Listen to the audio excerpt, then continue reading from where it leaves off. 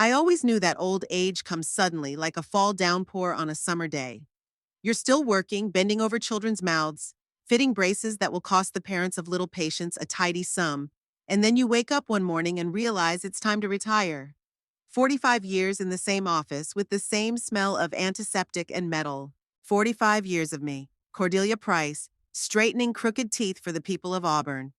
And for 5 years now, I've lived without a job, without a husband, and almost without a daughter. Dawn has always been my favorite time of day. It's quiet, peaceful, no one calling, no one demanding immediate attention. I pour myself a cup of tea, the invariable Earl Grey, and sit by the living room window, watching the city slowly wake up. My house isn't luxurious, but it's comfortable. It's 2 stories high, with a spacious veranda that Herbert, my late husband, always decorated with flowers. I do that now, although with my arthritis it's getting harder and harder. After breakfast, I check the mail. Bills, flyers, an invitation to the dental school's annual alumni reunion, and a letter from Hope, my daughter. I open the envelope with my usual sense of wariness. Hope writes rarely, and usually these letters are preceded by some sort of request for money.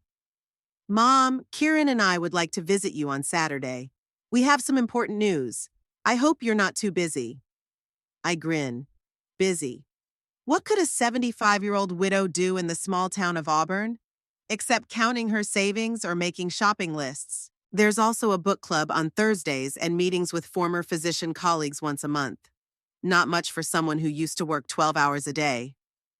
I put the letter on the table and go to water the flowers on the veranda. It's Tuesday. It's still a long way from Saturday. I'll have time to get ready. Big news could mean anything from Kieran's next business idea needing investment to Hope's pregnancy, though at 41 that would be a surprise. My daughter has always been a difficult child. Stubborn, willful, she took after her father rather than me. Herbert spoiled her, allowed her everything. I was stricter, insisted on discipline, order. Maybe that's why Hope was always drawn to her father and away from me. When Herbert died of a heart attack 7 years ago, it was as if she blamed me for that too. Kieran came into her life shortly after the funeral. Tall, handsome, with a perfect smile, not my job unfortunately, and charming manners. He charmed Hope with his tales of great plans and prospects. I immediately recognized him as an adventurer, a man who lived for one day at a time. But my daughter didn't listen to my warnings. She never did. They were married quickly without a grand ceremony. I paid for a modest dinner at a local restaurant. Even then, I noticed Kieran looking at my house, my car, my jewelry, an appraising look, as if he was estimating the value of each item.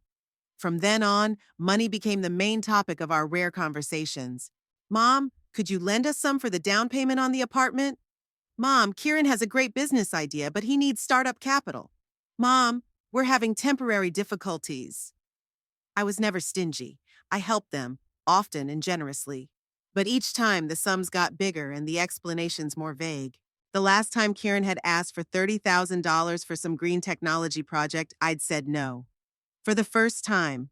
Said I wanted to see the business plan, talk to other investors. Hope called me a heartless old woman who doesn't believe in her own daughter's success. After that, they didn't show up at my place for almost a year. They called on holidays, briefly and formally. And now this letter. I run my fingers across the paper. Hope's handwriting has changed, sharper, more angular. Or is it just my old man's imagination? Saturday comes unexpectedly fast. I bake blueberry pie, Hope's favorite dessert since childhood, and set the table in the dining room. The china set Herbert and I received as a gift for our wedding, the silverware I polish once a month. Everything has to be perfect. They arrive at 2 in the afternoon. I hear Kieran's new car pull up, too expensive for a man without a steady income. The doorbell rings. I open it, and there they are in front of me, my daughter and her husband. Hope has lost weight, shadows under her eyes. Her blonde hair, usually neatly styled, looks dull. Kieran, on the other hand, radiates energy and optimism. His navy blue suit fits impeccably, his cufflinks gleaming in the midday sun. Mom, Hope hugs me awkwardly. She smells of expensive perfume and anxiety. Cordelia, you look beautiful. Kieran kisses my cheek. His smile is wide, but it doesn't reach his eyes. I invite them into the house. We sit down at the table and I pour tea. We exchange platitudes about the weather, about health, about the new stores in Auburn. Finally, Kieran clears his throat. We have great news, Cordelia. I found an investor for my latest project. I nod, not showing much interest. How many of these projects have there been in the last 5 years? A dozen? Two? It's a serious investor from Seattle, Kieran continues. He's willing to put up a significant amount of money, but he requires us to participate equally. Here it is. I set my cup on the saucer and look at my daughter. Hope avoids my gaze. How much do you need this time? $200,000, Kieran says, his voice sounding like he's asking for a $5 for coffee. It's a perfectly safe investment, Cordelia. We'll pay you back double in a year. I stay silent, looking at my hands. They're not as dexterous as they used to be, but they're still strong. Hands that have worked all their lives. You can afford it, Mom, Hope says with a hint of annoyance. You've always been frugal. I shift my gaze to her. There's an undercurrent of resentment in her voice, as if my frugality were a crime against her, as if the money I've earned in 45 years of practice somehow belongs to her. No, I say calmly. I'm not giving you $200,000. Kieran's face stiffens, his smile fading. Hope jumps up from her chair. Mom, you haven't even finished listening. It's a breakthrough project with environmentally friendly technology. I've heard it before, Hope. I remain seated, my voice quiet but firm. Every project of Kieran's has been a breakthrough project. Where are the results? Where's the return on all the previous investments? Business is a risk, Cordelia. Kieran tries to restore his charming smile, but it comes out more like a grin. Not all projects shoot out the first time. Or the second or the 10th, I finish for him. No, Kieran, I won't finance your ventures anymore. There's an awkward silence. Hope looks at me as if I've betrayed her. Maybe in her mind I have. Kieran quickly turns the conversation to other topics, but the atmosphere is ruined. They leave earlier than planned without tasting the blueberry pie. Hope barely says goodbye to me. I stand at the window and watch their car disappear around the corner. After they leave, I feel a strange emptiness. I make myself another cup of tea and go to the study. All my important documents are kept there. Insurance, bank statements, house and car papers. I look through them to make sure everything is in order. I've been getting more and more forgetful lately, and it worries me. As I go through the papers, I notice a few documents are out of place. The life insurance folder isn't where I usually keep it. Last month's bank statement is missing, and where's a copy of my will? A chill runs down my spine. I scrutinize every shelf, every folder. Some things are definitely missing or moved, but I can't say for sure when it happened. A week ago? A month? Today, while I was setting the table and Hope was asking to use the bathroom, I sit back in my chair trying to gather my thoughts. Maybe I moved those papers myself and forgot. At my age, that's entirely possible. I convince myself that I'm worrying for nothing. And yet, an inner voice, the same one that has always warned me of danger throughout my life, whispers that something is wrong. I decide to call the bank on Monday to check my accounts, just in case. And maybe I should change the locks. Hope still has the keys to my house. But then I shake my head, chiding myself for my paranoid thoughts. This is my daughter. No matter how complicated our bond is, she wouldn't. And yet, as I fall asleep that night, I can't shake the feeling of unease. It's as if a dark cloud is hanging over my home, over my life, and I don't know when the thunder will fall. Tuesday morning began as usual, with a cup of hot tea and a newspaper. Sunlight was streaming through the window, creating fanciful patterns on the living room floor. 10 days had passed since Hope and Kieran's visit, and life was back to normal. I'd almost forgotten about my suspicions. After all, at my age, it's easy to make up problems where there aren't any. The doorbell rang around 11. A courier with an envelope requiring a personal signature. I signed and went back inside, eyeing the First National Bank logo in the top corner of the envelope. Strange, I hadn't done business with that bank in years. Opening the envelope, I pulled out the official notice and began to read. With each line, my heart beat harder and harder. My fingers clutched the paper so tightly that they left marks. Dear Mrs. Price, you are hereby notified that you are delinquent in the first payment on mortgage loan HC 873761 dated October 15. The amount of the delinquent payment is $14,320. If you fail to pay within 5 business days of receipt of this notice, you will be subject to contractual penalties. I reread the notice 3 times, trying to find the error. What mortgage? I hadn't taken out any loans. My house was paid off long ago, and I hadn't purchased a new property. With trembling hands, I reached for the phone and dialed the bank number listed in the letter. After a few minutes of listening to bank advertisements and music screensavers, I heard a cheerful female voice. First National Bank, how can I help you? My name is Cordelia Price. My voice sounded calmer than I felt. I received a delinquency notice on a loan I didn't take out.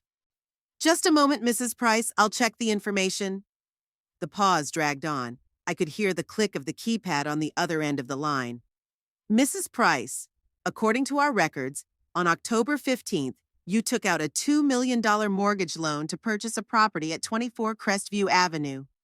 The first payment was due on November 1st. I felt the room start to spin around me. There must be some mistake. I never applied for this loan. I didn't buy the property on Crestview Avenue. Ms. Price? The voice on the other end of the line became more formal.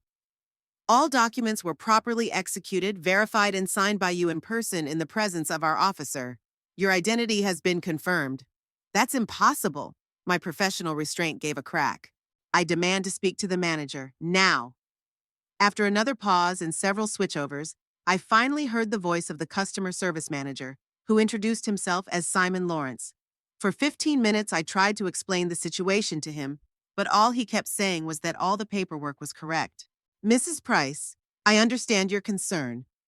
His tone was condescending, as if he was talking to a capricious child. But I suggest you come to our office in person, so we can show you all the documents and clarify the situation. I'll be there in an hour, I answered and hung up without waiting for an answer.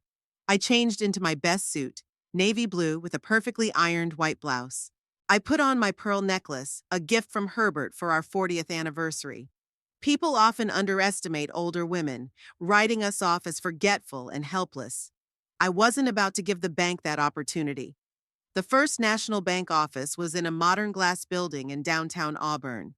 It was cool inside and smelled like new furniture. I walked up to the receptionist's desk. Cordelia Price. I had an appointment with Simon Lawrence. I was escorted into a small meeting room where a young man in his 30s, wearing an impeccable suit and a smile honed in corporate training, was waiting. Ms. Price, it's a pleasure to meet you in person. He extended his hand. I've been going over your file and I think we have a simple misunderstanding. A misunderstanding? I sat across from him, straightening my back. A $2 million loan was made in my name without my knowledge or consent. It's not a misunderstanding, Mr. Lawrence. It's a fraud. His smile trembled, but it didn't disappear. Let me show you the paperwork. He opened the folder that lay before him. Here is the loan application filled out and signed by you. Here is your identification card. Here are the results of the credit check, which I must say was flawless. Here is the real estate purchase agreement. He laid out document after document in front of him, and on each one was a signature that looked a lot like mine, but it wasn't my signature. It's a forgery, I said firmly. I never signed those papers. Simon Lawrence sighed. Mrs. Price, a member of our staff met with you personally. You provided all the necessary documents, including your passport, driver's license, information about your tax returns for the last 3 years. Who? I interrupted. Which one of your employees met with me? He looked into the folder. Alan Parker, one of our senior loan officers. I'd like to speak to him, now. Simon hesitated. I'm afraid he's not working today, but I can arrange a meeting. No, I put my hands on the table. I want to see the CCTV footage of the day I allegedly came to apply for the loan. Ms. Price, I'm not sure we have access to... You do. There's always video surveillance in a financial institution. I want to see that footage, or my next call will be to the police and the FDIC. Simon looked uncomfortable. His corporate smile finally faded. I'll see what I can do. Wait here, please. He left the room, leaving a folder of documents behind. I immediately began to study them. The loan application contained all my personal information: address, date of birth, social security number. My former dental practice was listed as my place of employment, even though I'd been retired for 5 years. Under monthly income was $20,000, a ridiculous amount for a retired person, but enough to pass the means test. I turned the page and froze. Under emergency contact person was my daughter's name and her phone number. But it wasn't the number I knew. A new number she hadn't bothered to give me. A shiver went through my body, but not from fear, but from anger. The picture was becoming clearer and clearer. Simon returned 15 minutes later, even more tense than before. Mrs. Price, I've spoken to our head of security. Unfortunately, the security tapes are only kept for 30 days, and your visit was more than 2 weeks ago. You're lying, I said. Banks keep records for a minimum of 90 days. It's a federal requirement. He stared at me, not knowing what to say. I want to talk to your supervisor. Not the head of security, but the branch manager. I'm afraid she's in a meeting right now. Then I'll wait. I leaned back in my chair. I have all day, Mr. Lawrence. After another round of negotiations, I was finally escorted into the office of the director of the department, Evelyn Shepard, a woman about my age with short gray hair and a penetrating gaze. Ms. Price, I'm Evelyn Shepard. She shook my hand. Mr. Lawrence explained the situation to me. This is a serious accusation. It's not an accusation, I replied. It's a fact. Someone used my personal information to get a loan in my name, and your bank allowed it to happen. Evelyn folded her hands on the table. We will check your claim with all due diligence. If you're right, this is a very serious case of fraud, and we will cooperate with law enforcement. But I need to ask you a few questions. I spent the next hour answering dozens of questions. Where was I on October 15th? Who else had access to my personal documents? Did I have plans to purchase new real estate? Could I have signed the documents and forgotten about it? Mrs. Shepard, I finally said, I've been an orthodontist for 45 years. I've kept the medical records of hundreds of patients. I remember the birthday of my first patient in Auburn, a boy with severe prognathism. I don't suffer from dementia. I didn't sign those documents. Evelyn looked at me for a long moment, then nodded. I believe you, Ms. Price. We're initiating an internal investigation. While it's underway, we'll suspend all payments on the loan. But I must warn you, if this is indeed fraud, you'll have to go to the police. I understand. I also need to know, if you have any suspicions about who might have done this? I hesitated. The image of Hope and Kieran loomed before my eyes. Their recent visit, the missing documents, the request for money I'd refused. I have my suspicions, I said finally, but I need more information. Evelyn nodded. May I have the address of the property that was purchased with this loan? Crestview Avenue, 24. She looked at the computer. That's in the Lake Hill neighborhood. I knew the neighborhood. One of the most prestigious in Auburn. Only the elite could afford to live there. Could I get copies of all the paperwork associated with this loan? Sure. I'll have them prepared for you. One more thing. I leaned forward. I'd like to know the name of the realtor who sold the house. Evelyn went back to the computer. The realtor was Premium Homes, and specifically, she squinted at the screen. Lisa Brooks. I wrote the name down. Thank you for your cooperation, Ms. Shepard. I will await the results of your investigation. We'll be in touch in the next few days. She stood up, extending her hand. And Ms. Price, be careful. If someone did steal your identity, they may have access to your other accounts as well. I nodded. The thought of that had crossed my mind before. After leaving the bank, I didn't go home. Instead, I headed to the office of the Premium Homes Agency, located a couple blocks from the bank. To my disappointment, Lisa Brooks wasn't there. She was at a home showing. I left my phone number and asked her to call me back on an urgent Crestview Avenue real estate matter. I then visited my main bank, City Bank of Auburn, where my primary savings were kept. To my relief, everything was in order there.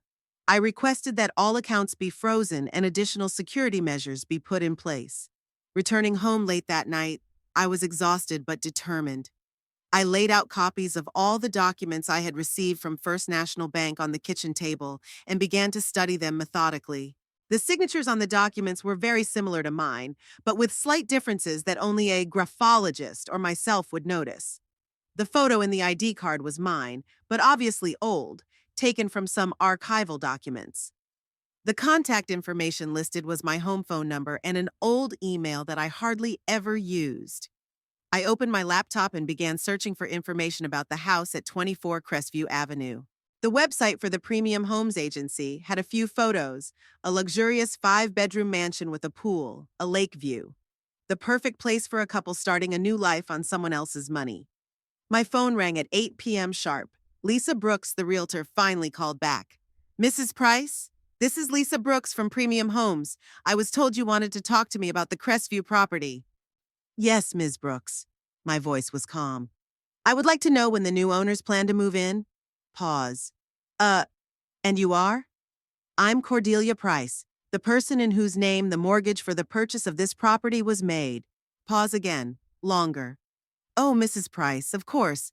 It's just that it's usually your daughter who deals with these matters. She said that you preferred not to go into the details of the transaction because, health reasons. I got a chill inside of me, so Hope was directly involved. My daughter exaggerated my health problems. I tried to make my voice sound old ladylike and confused. I just forgot when they were planning to move. Friday or Saturday? Saturday, as I recall. They had some kind of contract with a furniture company that had to be finished by Friday. Thank you, Ms. Brooks. You've been very helpful. I hung up the phone and leaned back in my chair. I now had all the proof I needed. My own daughter and her husband had stolen my identity, taken out a huge loan in my name, and bought the house they were going to move into this Saturday. The logical step would be to call the police right now. Charge them with fraud, identity theft, forgery. But something was stopping me, not maternal love. I hadn't felt it for Hope in a long time, more like wanting to see their faces when they realized their plan had failed, to hear their explanations, to understand how they could do that to their own mother. I picked up my phone and started searching for contacts. I needed to talk to the realtor again, but officially. I needed a duplicate key to the Crestview Avenue house, and I needed time to carefully plan a meeting with my dear scammers. The next morning, I woke up at first light, even though I had hardly slept the night before. Thoughts of my daughter's betrayal kept me awake. I made strong coffee instead of my usual tea. I needed mental clarity for the day ahead. The first thing I did was to call Martha Higgins, my former assistant, with whom we had maintained a friendly relationship after I retired. Martha always knew everything about everyone at Auburn, a useful quality when you work with dozens of patients every day. Martha, dear, this is Cordelia Price, I began after an exchange of pleasantries. I need your help. Of course, Dr. Price. Even though I'd been out of practice for 5 years, she still called me doctor. What can I do for you? Have you heard of a bank teller named Alan Parker? He works at First National Bank. Martha thought for a moment. Alan Parker. Tall, thin, mid-40s? I haven't seen him, I answered. But I need to find out as much as I can about him. Oh, let me see. I think his kids go to the same school as Jennifer Collins' grandkids. He moved to Auburn about 3 years ago. Before that, I think he worked in Seattle. Ambitious type, according to Jennifer. His wife is an elementary school teacher. Do you know if he might know my son-in-law, Kieran Evans? Martha fell silent, and I could practically hear the gears turning in her head. You know, now that you mention it, Jennifer once said she saw them together at the Green Hills Golf Club. It was last summer, if I remember correctly. They seemed to be pretty tight-knit. I squeezed the receiver of the phone. Another confirmation. Kieran knew Alan Parker. It was probably Alan who helped them bypass the bank's security system. Thank you, Martha. You've been very helpful. After that, I immediately dialed Lisa Brooks at Premium Homes. This time I introduced myself as Eleanor Greenwood, Dr. Cordelia Price's personal assistant. Ms. Brooks, Dr. Price has asked me to arrange access to a house on Crestview Avenue for an interior designer. She would like to surprise her daughter and son-in-law. Oh, how sweet. Lisa sounded genuinely delighted. Of course I can help with that. When do you need access? Today, if possible. The designer is very busy, and Dr. Price wants everything ready for their move on Saturday. No problem. I can meet you there at 2 in the afternoon. Is that okay? Perfect, I replied. One more thing. Dr. Price would like to get duplicate keys for the contractors. Is that possible? Yes, of course. I'll bring a set. I hung up the phone and looked at my watch.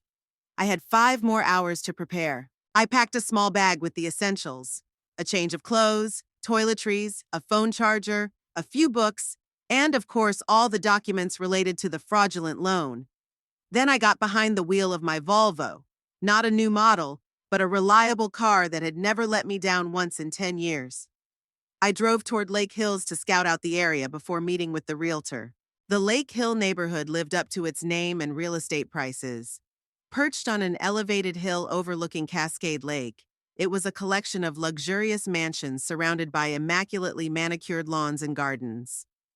I easily found house number 24 on Crestview Avenue, a 3-story modern-style mansion with huge windows and a terrace overlooking the lake. I parked on a nearby street and watched the house for a while through the binoculars I'd brought from home. A furniture company truck was parked in the driveway. Workers were bringing boxes and furniture into the house. This confirmed what Lisa had said about the move being scheduled for Saturday. Suddenly, I noticed a familiar figure coming out of the house. Hope, my daughter, was holding a clipboard and, judging by her gesticulation, was giving instructions to the workers. She looked worried but happy. Kieran appeared a minute later, hugged her from behind and whispered something in her ear. They both laughed, and I felt a wave of anger rising inside me. They had stolen my identity, made a loan in my name that I would never be able to pay back from my pension, and now stood there, happy and carefree, planning their new life. A life built on the deceit and betrayal of their own mother. I waited for them to leave, Hope in her silver Lexus, Kieran in his sporty BMW, before driving back downtown. I needed some time to gather my thoughts before meeting Lisa Brooks. At 2 o'clock in the afternoon, I was back at the Crestview Avenue house. Lisa was already waiting for me, an elegant woman in her late 40s in an impeccable business suit. "Ms. Greenwood?" She held out her hand. "Yes." I shook her hand, hoping she wouldn't notice my excitement. "Thank you for taking the time." "You're welcome. Dr. Price is a wonderful woman. I'm happy to help with this surprise for her daughter." "If you only knew what kind of surprise I'm preparing," I thought, but said out loud, "Yes, Dr. Price values family relationships very much." Lisa led me through the front door into a spacious hallway with marble floors and a spiral staircase leading to the second floor. The house was partially furnished, but many rooms were still empty, waiting to be furnished. "This is an amazing house," Lisa said as she led me from room to room. 5 bedrooms, 4 bathrooms, an office, a library, a home theater, a wine cellar, and, of course, a view of the lake from most of the rooms. I nodded silently, trying to hide my shock at the scale of luxury my daughter and son-in-law had decided to afford at my expense. The house was worth every dime of the $2 million that had been specified in the loan agreement. "Here's the master bedroom." Lisa opened the double doors leading into a huge room with panoramic windows. "The best view is from here." I went to the window. Below was Cascade Lake, its surface glistening in the afternoon sun. The forested mountains were in the distance, the perfect landscape for the perfect life. "Dr. Price's daughter was very particular about her choice of house," Lisa continued. "She said her mother had always dreamed of living overlooking the water." I barely restrained myself from snorting in indignation. I'd never told Hope about that dream. It was just another lie in a long chain of deception. "Yes, Dr. Price is going to be very surprised," I said, turning away from the window. After inspecting the house, Lisa handed me the keys, a whole set, including keys to all the doors, gates, and even the mailbox. "If you need any more help, don't hesitate to get in touch," she said, handing me her card. "And give Dr. Price my best wishes." "I will." I smiled at her with that professional smile I'd honed over decades of working with nervous patients. When Lisa left, I was alone in the huge house. I walked slowly through the room, studying every detail. There was already an expensive couch and coffee table in the living room. The dining room had a massive dining table for 12. The kitchen was state-of-the-art, with appliances I'd never even heard of. In one of the rooms on the second floor, I found boxes of Hope and Kieran's things: papers, photo albums, personal belongings. Everything was ready to be moved. I opened one of the albums and saw pictures of Hope as a child. Many of them had me in them too. Younger, with dark hair, smiling. We looked happy, and it made my heart squeeze. When did it all go wrong? At the bottom of one of the boxes, I found a folder labeled KP Papers. Inside were copies of my bank statements, tax returns, even my health insurance. I knew around 10 o'clock I heard the sound of cars pulling up. When I looked out the window, I saw two cars, Hope's silver Lexus and Kieran's black BMW, followed by another truck loaded with furniture. My heart beat faster. The moment of truth had arrived. I walked down the hall and stood at the front door, listening as they approached the house. The voices sounded happy and excited. "I can't believe we actually did it," Hope said. "The house is ours. And you doubted my plan?" Kieran's voice sounded smug. "Your mother won't even notice what's happened until it's too late. By then, we'll have the business up and running, and we'll be able to pay off the loan on our own." "I hope you're right," Hope said, a note of concern in her voice. "I still feel terrible about this." "Stop it," Kieran cut her off. Your mother could have helped us if she'd wanted to. She chose to be a greedy old woman who would rather sit on her money than help her own daughter. We just took what we deserved." I heard the sound of a key being inserted into the lock and footsteps on the porch. I took a step back and straightened my back, preparing to face them. The door swung open. Hope stood on the threshold with keys in her hand and a wide smile on her face. Behind her back, Kieran could be seen holding a box of belongings. They froze when they saw me. "Mom?" Hope's face contorted in shock. "What are you doing here?" I smiled, not a warm, motherly smile, but the cold, calculating smile of a man who'd caught a thief red-handed. "Oh, you weren't expecting me." My voice was soft, almost purring. What a disappointment. I'd hoped for a warm welcome to my new home.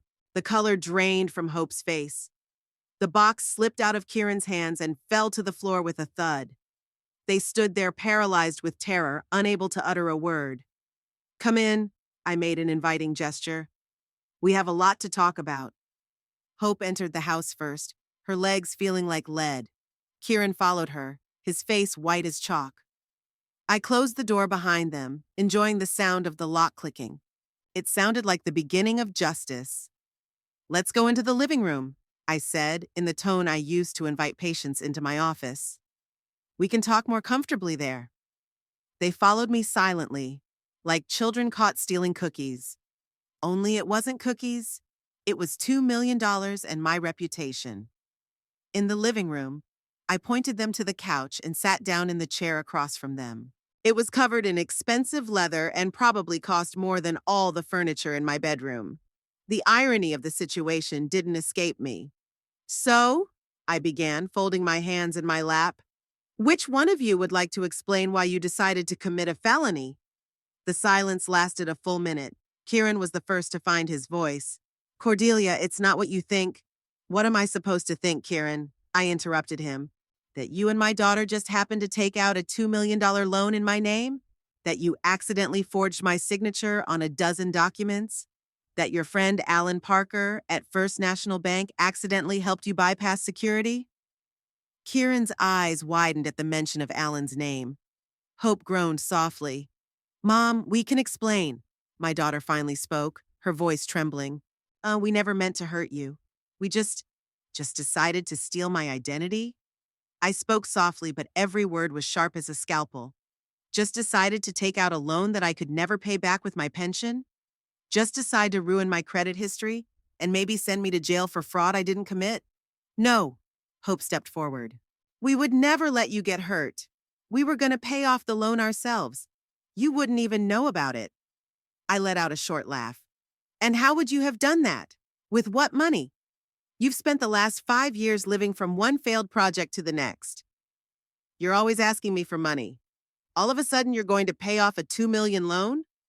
Kieran cleared his throat. "We have a new business plan, an investor from Seattle."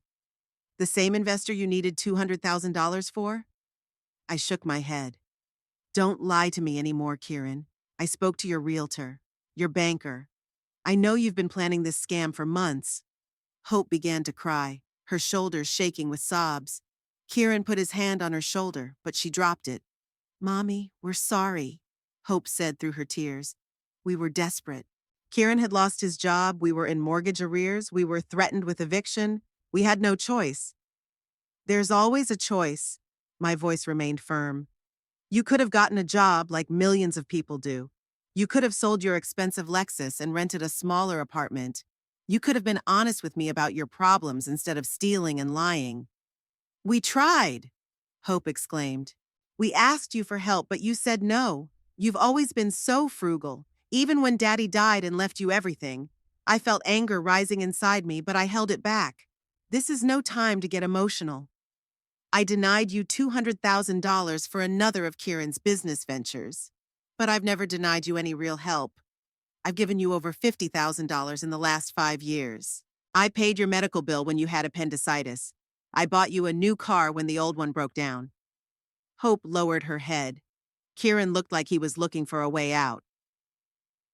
But that's not what this is about. I straightened in my chair.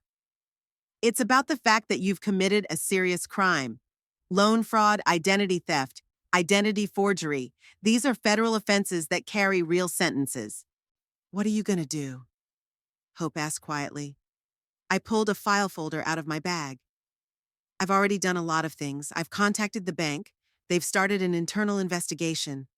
I've gathered all the evidence of your fraud. I've spoken to my attorney, Timothy Burns. I failed to mention that Timothy was a patient of mine 20 years ago, and we only exchanged greetings at the last town festival. It's all documented and ready to be turned over to the police. Kieran jumped to his feet. You can't do this! You'll ruin our lives!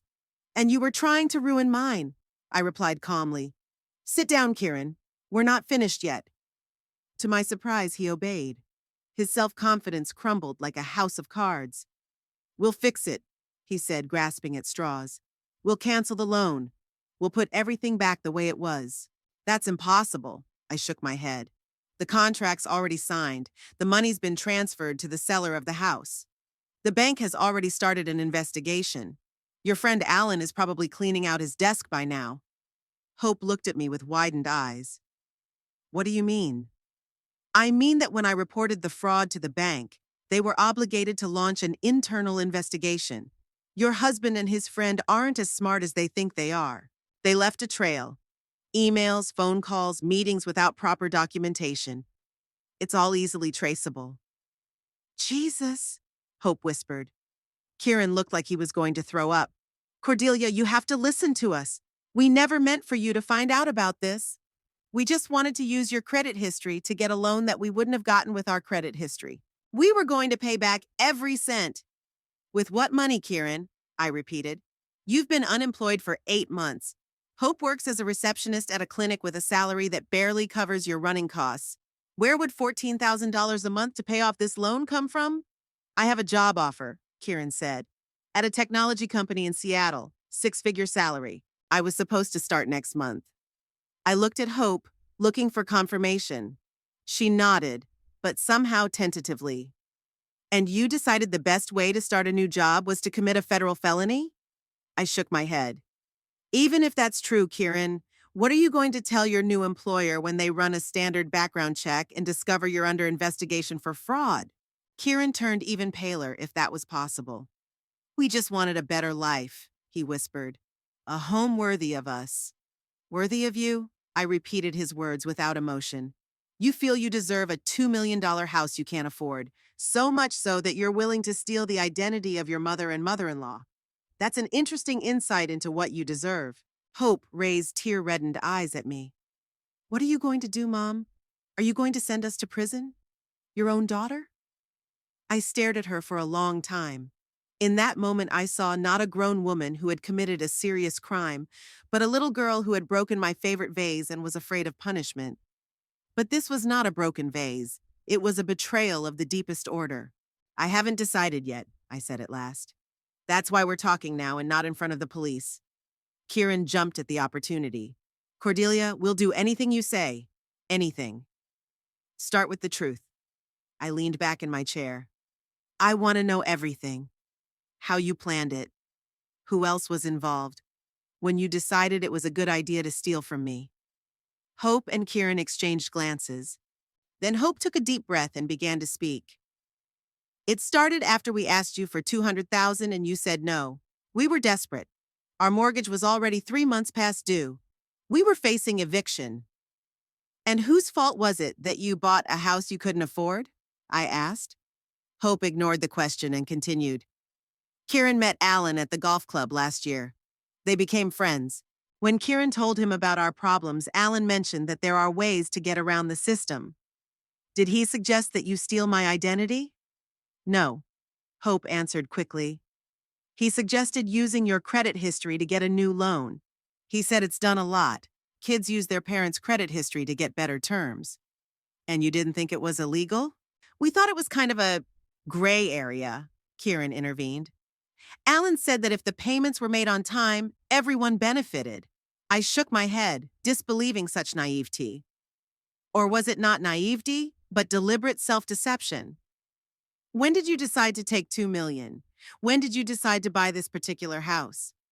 Hope lowered her gaze. We were originally going to take less than that. Maybe $500,000 to pay off our debts and buy a modest house. But then Lisa showed us this house and it was so perfect. And Alan said with your credit history and your wealth, $2 million wouldn't be a problem. So you just, thought it was okay to take $2 million in my name without my knowledge? I still couldn't believe the audacity of it. We were going to pay it ourselves, Hope exclaimed. Really, Mom, we never wanted you to get hurt.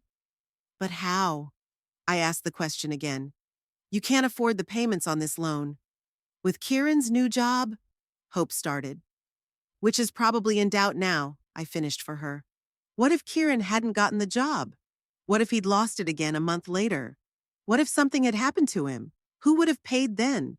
Me, a 75-year-old pensioner? There was a heavy silence in the room. Hope cried quietly, not trying to wipe away her tears.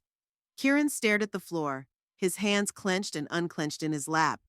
How did you forge my signature? I asked. I had an old check you wrote to pay for repairs to our roof 2 years ago, Hope answered quietly. I practiced until it looked like it. And my identification? My credit history? My tax returns? When you were sick last year and I took care of you? Hope couldn't look me in the eye. I made copies of all your paperwork. I remembered that time. I had a mild pneumonia, and Hope actually came to see me every day, cooked meals, helped me with my medication. I was touched by her concern, and all this time she was planning to rob me. Who else knows about this? I asked. No one, Kieran answered quickly. Just us and Alan. And how did you explain the presence of this house to your friends, your relatives? We were going to say that we'd inherited it from a distant relative of Kieran's, Hope answered. No one would ask too many questions. I nodded. Of course they'd thought it through, or thought they had. How long were you planning on keeping this from me? A year? 2? Until I was dead? Mom! Hope looked shocked.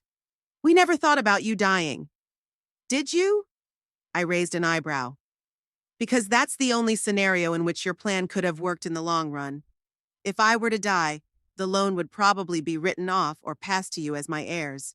No, no, no. Hope shook her head. We just wanted a better life. We were going to tell you all about it when Kieran would get the job and we'd prove we could handle the payments. I didn't believe a word they said, but I decided not to talk about it just yet. Well, I closed the file folder. Now I know everything I wanted to know. What have you decided? Hope's voice shook. I looked at both of them, my only daughter and the man she'd married against my advice. They looked pathetic, scared, cornered.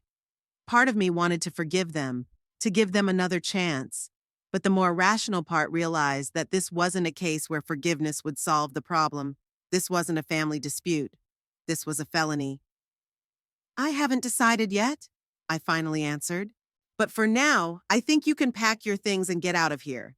This house doesn't belong to you, and you have no right to be here. But where are we going to go? Hope asked in a panic. Our old house has already been sold.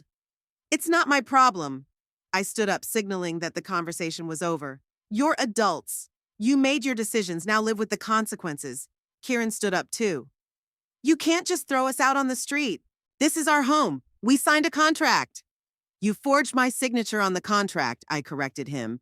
And yes, I can throw you out on the street. In fact, if you don't leave voluntarily, I'll call the police and report you for trespassing. You wouldn't do that, Hope whispered. Not to your own daughter. I looked her straight in the eye. Don't test me, Hope. I'm not the soft mother who forgave you for all your transgressions. You crossed the line. Now live with the consequences. I spent a restless night in the master bedroom of the Crestview Avenue house. After our conversation, Hope and Kieran packed the bare essentials and left. Hope cried, begging me to give them another chance, but I remained adamant. Kieran was silent, his face a mask of cold calculation. I could see that his brain was working feverishly, trying to find a way out of the situation. Before we left, Hope tried to hug me. I pulled away. Not now, I said. Maybe someday, but not now. She nodded without looking up and followed her husband out the door. Left alone, I walked around the huge, empty house. It was a strange feeling to be in a space that theoretically belonged to you, but that you'd never chosen. Every room screamed Hope and Kieran's tastes, their dreams and ambitions. A modern kitchen with an island and wine cabinet. A home theater with a projector and recliners. A walk-in closet the size of my bedroom. I sat at the window overlooking the lake, watching the setting sun color the water in shades of gold and copper.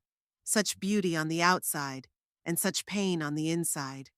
I thought of Herbert, my late husband. What would he say if he found out his daughter had become a criminal? That his son-in-law had turned out to be a crook willing to frame his own mother-in-law? Sleep wouldn't come to me.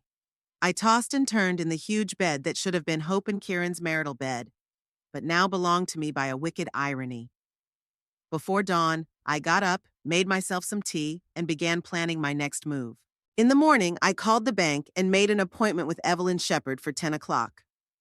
Then I contacted my friend, attorney Timothy Burns, and asked for an urgent consultation. He agreed to meet me at his office at 1 o'clock. When I arrived at First National Bank, Evelyn was already waiting for me in her office. She looked serious and concerned. Mrs. Price, our internal investigation has confirmed your suspicions, she said without preamble. The loan had been arranged in breach of all security protocols. Alan Parker has admitted to helping your daughter and son-in-law bypass the identity verification system. And what are the consequences? I asked, even though I already knew the answer. We have suspended the loan agreement and notified law enforcement, Evelyn replied. Alan Parker has already been suspended. As for your daughter and son-in-law, it depends on whether you decide to press charges. I nodded. This was exactly the conversation I'd been expecting. I haven't made a final decision yet, but I need assurances that this loan won't affect my credit history or cause me problems in the future. Of course. Evelyn pulled out a folder of documents. We've prepared a statement about the fraudulent use of your identity. As soon as you sign it, we can start the process of canceling the loan. I read the document carefully. It contained all the necessary facts, but did not name the alleged perpetrators. It was my choice to name Hope and Kieran or leave that information for the police. What will happen to the house? I asked, signing the application. Technically, the bank owns it now because the loan was secured against it, Evelyn explained. But since the contract will be canceled, the house will revert to the previous owner or will be put up for sale again. It depends on the court's decision. After the bank, I went to see Timothy Burns. His office was in an old building in downtown Auburn, overlooking the city park. Timothy, a tall man with a neatly trimmed gray beard, greeted me with the same warm smile I remembered from the time I treated his children's teeth. Dr. Price, it's good to see you, though the circumstances are not the most pleasant. He shook my hand and invited me to sit down. I told him everything, from my first suspicions to last night's confrontation with Hope and Kieran. Timothy listened attentively, taking notes. It's a serious crime, he said when I was done. Loan fraud, identity theft, identity forgery are all federal offenses that can result in jail time. I understand, I replied. But she's my daughter. I don't want to see her behind bars if there's another way out. Timothy took off his glasses and rubbed the bridge of his nose. There are several options, Cordelia. You can press charges, and then the case will take its legal course. Or you could offer them a deal. A deal? Yes. They confess to the bank and the police, take full responsibility for the fraud, and in exchange you don't insist on the maximum penalty. Given that you're the victim, your opinion will carry a lot of weight at sentencing. I thought about it. It sounded reasonable. Give them a chance to redeem themselves, but not let them escape the consequences. What if they refuse? Then you'll initiate a full investigation and they'll face the maximum severity of the law, Timothy replied. But I would encourage you to act quickly. If they realize they are cornered, they may try to escape. His words made me wince. I hadn't thought about it, but now that he voiced the thought, it seemed obvious. Of course, Kieran could try to escape. He'd always been a coward, avoiding responsibility. I thanked Timothy for his advice and drove back to the Crestview Avenue house. On the way, I called Hope. She answered after the fifth ring. Her voice sounded tense. Mom? Hope, we need to talk. In person. It's about your future. Okay, she answered after a pause. Where and when?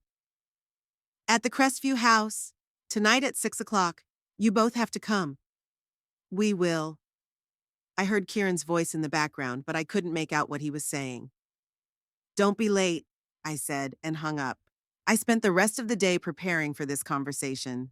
I called the Auburn Police Department and asked to be connected to a financial crimes detective. I was transferred to Detective Nathan Riley. I briefly explained the situation to him and asked if I could come in with an official statement tomorrow. Of course, Ms. Price, Detective Riley replied. I'll be in the office from 9 o'clock in the morning. The sooner we get started, the better. There's something else, I added. I suspect my daughter and son-in-law may be trying to escape. They have cars, a silver Lexus, and a black BMW. I'll take that under advisement, Riley said. If you want, we can set up surveillance. Not yet, I replied. I want to talk to them first. Give them a chance to make things right. After that call, I contacted Evelyn Shepard at the bank and told her my plans. If they agree to confess, what do we do? I asked. Refer them to me, Evelyn replied. I'll record their statements and give them to the legal department. It might mitigate their situation, especially if they cooperate fully. By 6 o'clock, I was ready. I set up in the living room, placing all the documents on the table in front of me. Copies of the fraudulent loan agreement, the results of the bank investigation, account statements showing the movement of money. Irrefutable evidence of their guilt. At 6:15, they still hadn't shown up. I called Hope, but her phone was off. Same with Kieran's phone. An alarm bell rang in my head. At 6:30, I got in my car and drove to their old house. I knew it had already been sold, but maybe they were still living there until the keys were officially handed over to the new owners. As I pulled up to the 2-story townhouse in the West End neighborhood, I saw that the driveway was empty. The windows were dark and a for sale sign hung on the door. I called a neighbor, Mrs. Donovan, whom I knew from previous visits. Oh, Cordelia, dear, said Mrs. Donovan, opening the door. Haven't seen you in a long time. Hello, Alice. I'm looking for Hope and Kieran. Have you seen them today? Of course I have, Mrs. Donovan nodded. They got here about 2 hours ago. They were packing up their cars like they were going on a long trip. Kieran looked very nervous, kept looking at his watch. My heart dropped. Do you have any idea where they were going? Kieran said something about Canada, Mrs. Donovan replied. Something about a job in Vancouver, but they didn't say exactly.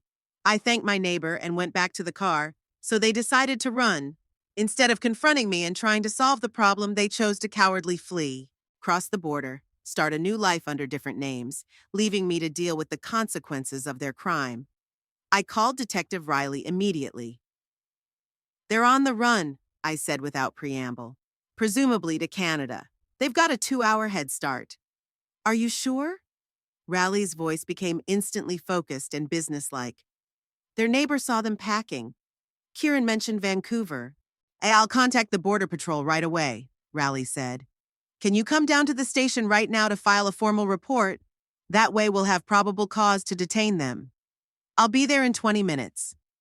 I hung up the phone and froze for a second, realizing what was happening. I was going to file a report on my own daughter, charge her with a felony, maybe send her to prison. But they made the choice, not me.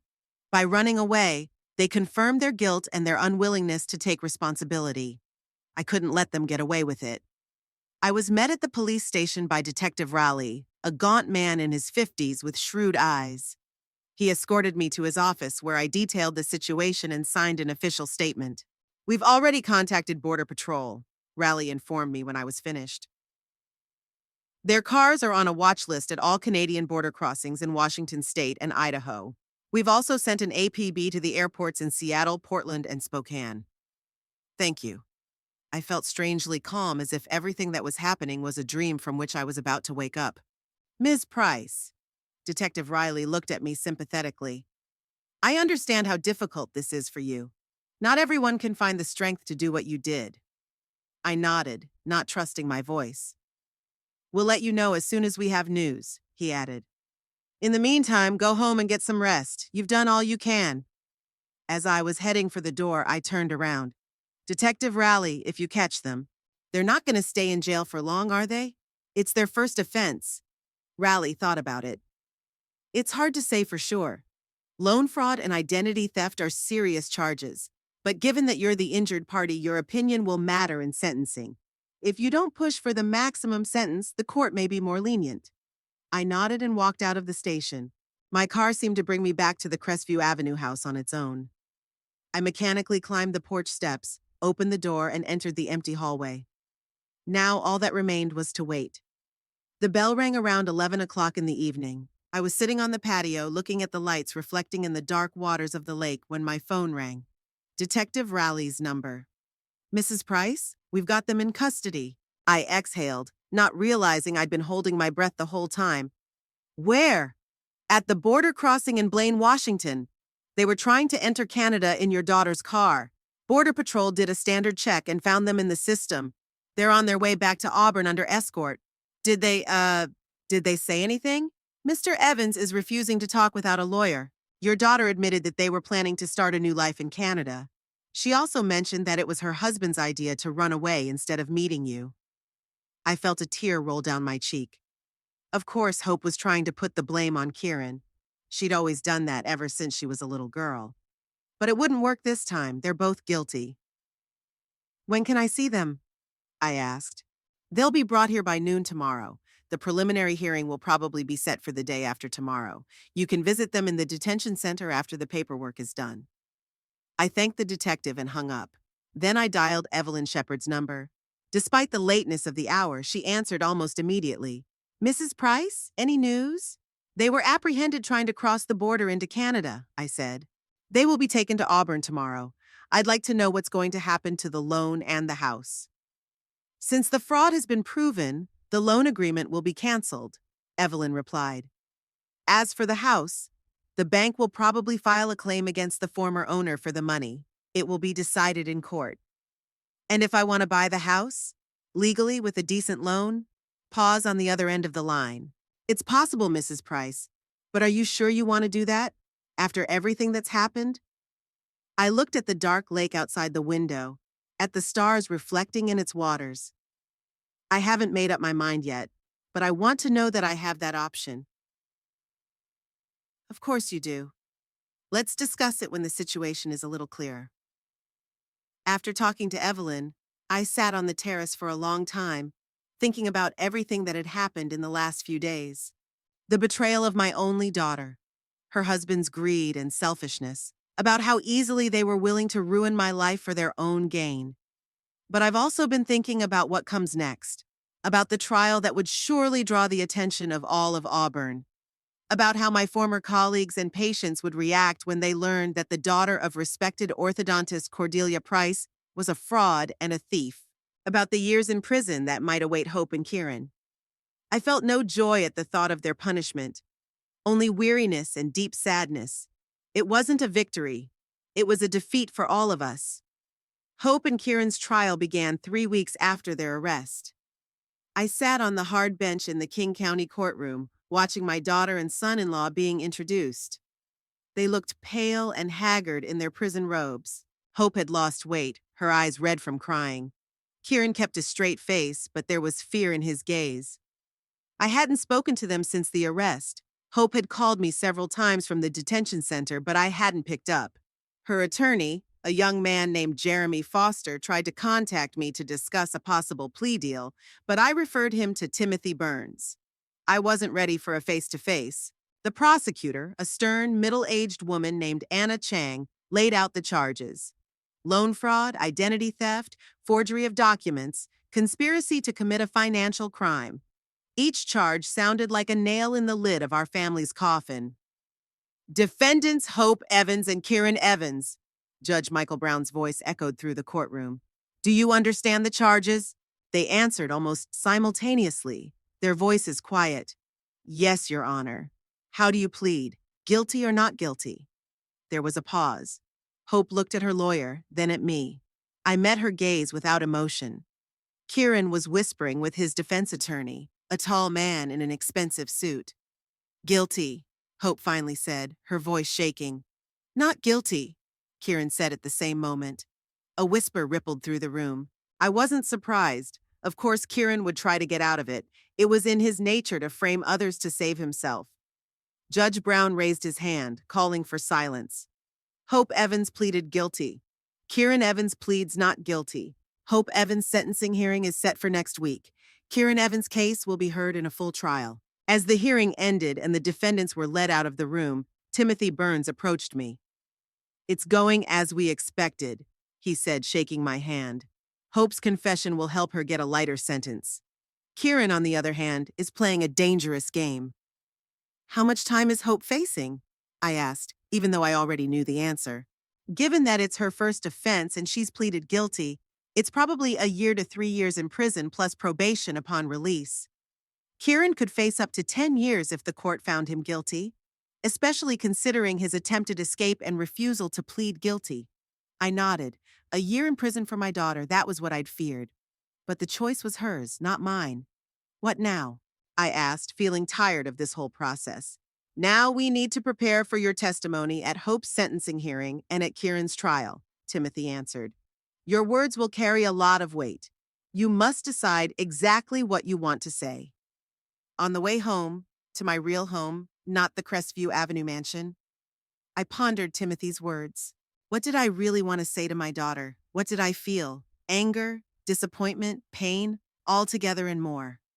At home, I made myself some tea and sat by the window, looking out at my small but well-tended garden.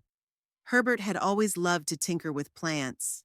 After he died, I continued to care for the garden. It was my connection to him.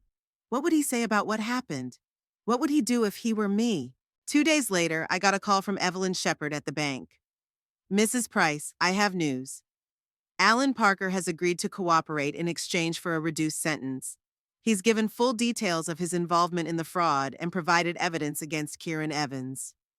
What evidence? I asked, though I could have guessed.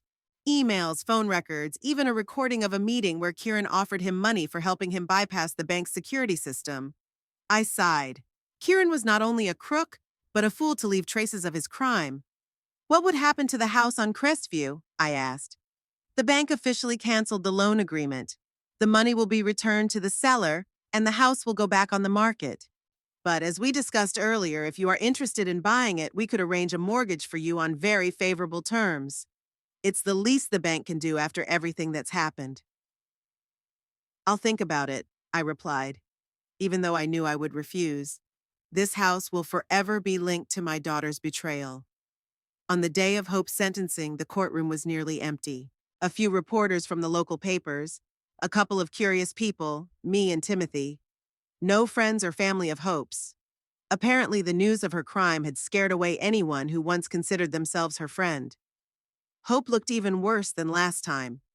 She kept looking back at the door of the auditorium, as if expecting someone to come to support her.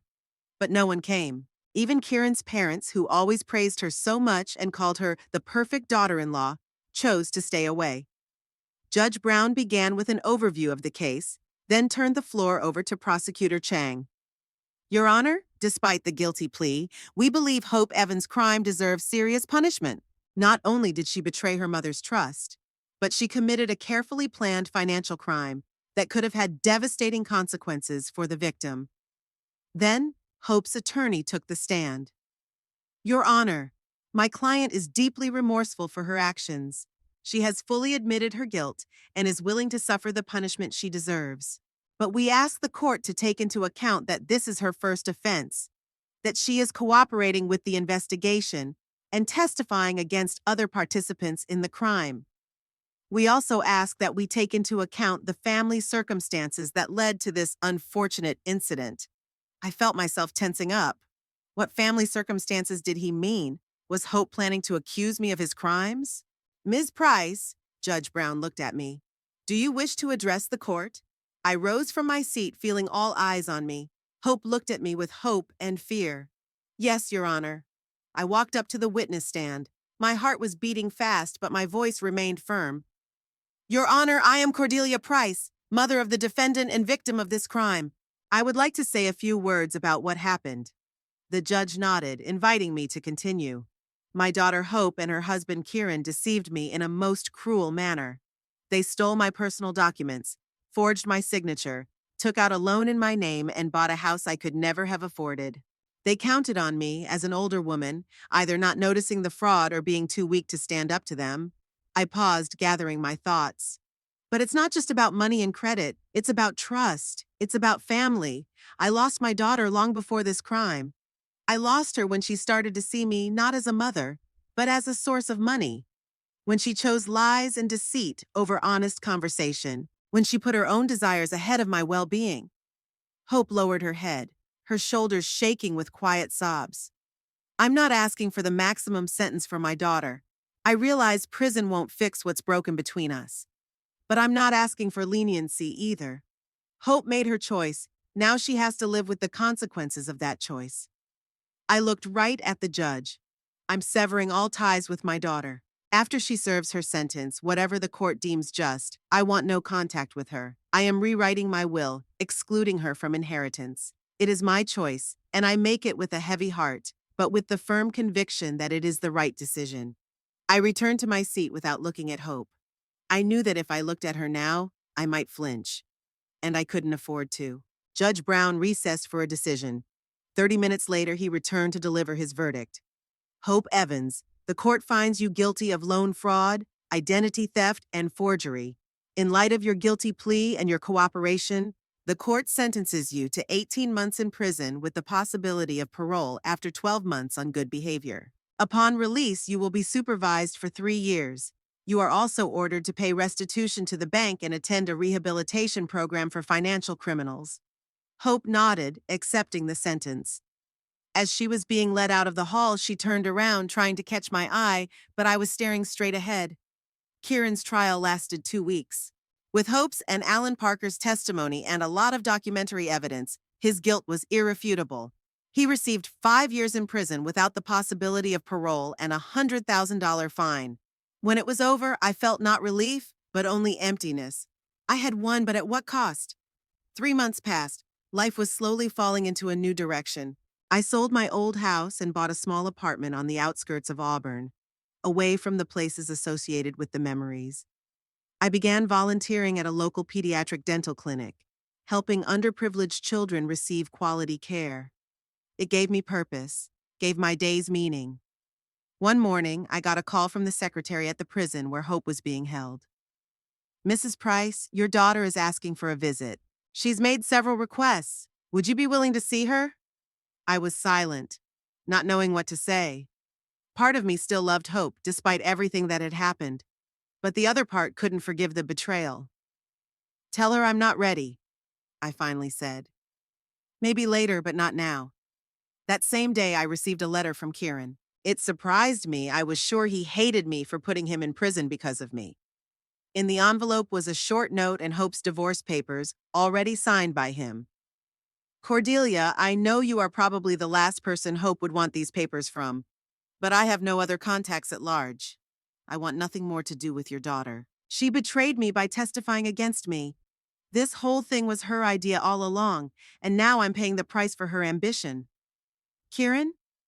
I crumpled the note and threw it in the trash can. Even now, he couldn't take responsibility, continuing to blame others. I set the divorce papers aside, deciding to give them to Hope's lawyer. This was their relationship, and I didn't want to be involved anymore. Spring was slowly turning to summer. I spent more time outdoors, attended concerts in the park, and joined a book club. My life wasn't filled with joy, but there was a calmness to it. I learned that the house on Crestview Avenue had been sold to a young family from Seattle. I hoped they would be happy there, that the walls of that house would forget the story of deceit and betrayal that had played out within them. One day, sitting in a coffee shop downtown, I spotted Mrs. Donovan, Hope, and Kieran's former roommate. Cordelia, honey. She sat down next to me, her eyes full of sympathy. How are you holding up? Better than you'd expect, Alice, I replied, smiling. Day by day. Did you hear that? Hope and Kieran's house had finally sold. The new owners have already moved in. I nodded. I know. Life goes on. Did you visit Hope? I shook my head. No. And I don't plan to anytime soon. Alice put her hand on mine. Don't hold a grudge for too long, Cordelia. She's your daughter, no matter what mistakes she's made. I didn't answer. Alice didn't understand, couldn't comprehend the depth of the betrayal. It wasn't just a mistake. It was a conscious choice made by my daughter to steal from her own mother. That evening, I sat on the balcony of my new apartment, watching the sun set over the horizon.